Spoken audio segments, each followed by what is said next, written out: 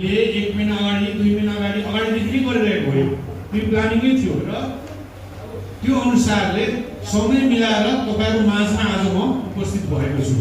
धेरै खुसी पनि लागेको छ किनभने यस प्रकारको कार्यक्रमहरु हामीले हाम्रो चाहिँ वार्षिक नीतिमा हामीले गर्दै पनि जानेछौँ भनेर हामीले चाहिँ एउटा चाहिँ खाका तयार गरेका छौँ र नेपाल अधिराज्य भरि हामीले चाहिँ जुनसुकै कुना पनि यस प्रकारको कार्यक्रमहरु सबै ठाउँमा त म जान भ्याउँदिन पनि र हामीसँग भएका म्यानेजमेन्ट टिममा जो हुनुहुन्छ सबैको साथ सहयोगले हामीले यस प्रकारको कार्यक्रमहरु यसरी यहाँको सहभागितामा हामीले चाहिँ यसरी गर्ने गरेका छौँ र यो अलिकति यो आर्थिक वर्षको हामी अन्तिममा पनि छौँ र पक्कै पनि यहाँहरूलाई त्यो एक प्रकारको मानसपटलमा आफ्नो लक्ष्यको कुराहरू पनि अवगत नै होला हैन। किनभने हामी यस्तो क्षेत्रमा छौँ हामीले चाहिँ सेवा दिने क्षेत्रमा भए तापनि हामीले चाहिँ के गर्नुपर्नेछ बिमालाई चाहिँ कहाँ पुर्याउनु पर्नेछ घर घरमा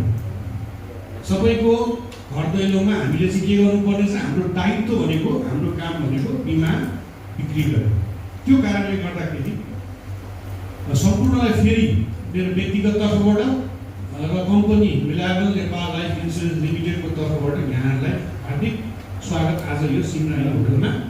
र मेरो परिचय भन्नुपर्दा म कल्याणराज हलवाई र म विगत 20-21 वर्ष भएछ यो बिमा क्षेत्रमा लागेको हैन, अस्ति जस्तो लाग्छ र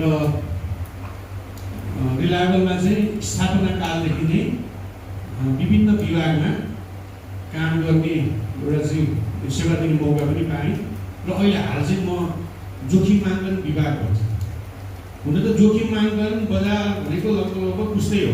म चाहिँ जोखिम मानन तपाईँ मार्केटिङ भन्ने हुँदैन हैन, एक 8 वर्षमा चाहिँ परिपूरक नै हो। त्यो कुरा यहाँले पनि विस्तारै मनन गर्नुहुन्छ होला।